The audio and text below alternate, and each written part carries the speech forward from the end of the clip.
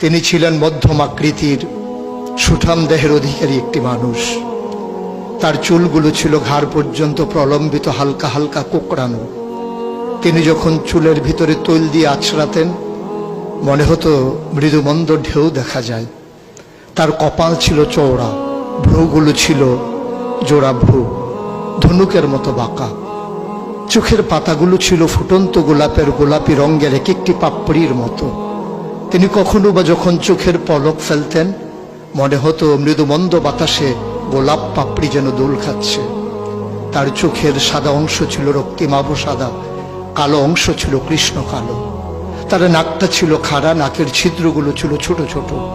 নাকের নিচে ছিল সরু চিকন গোঁফ, গোঁফের নিচেই সেই গোলাপি রঙের ঠোঁট। তার ঠোঁটগুলো যখন কখনো বা মুচকে হাসত, গোটা পৃথিবীর মানুষ অবাক বিস্ময়ে দেখত গোটা পৃথিবীতে যেন বিজলি চমকিয়েছে।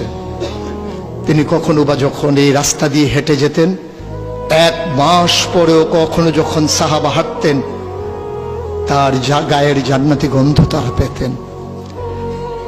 মায়েরা উম্মাহাতুল মুমিনিন যারা, তারা নবীর যখন কখনো এই ঘামে ভেজা শরীর নিয়ে ঘরে ঢুকতেন, কপালের ভিতরে মুক্তোর দানার মতো ঘামগুলো যখন জমে থাকতো, মায়েরা ছোট্ট শিশি খুঁজে সেই ঘামগুলো শিশিতে ভরে জমা রেখে দিতেন, কখনো বা ঈদে কোনো অনুষ্ঠানে যেন আতর হিসেবে ব্যবহার করতে পারেন।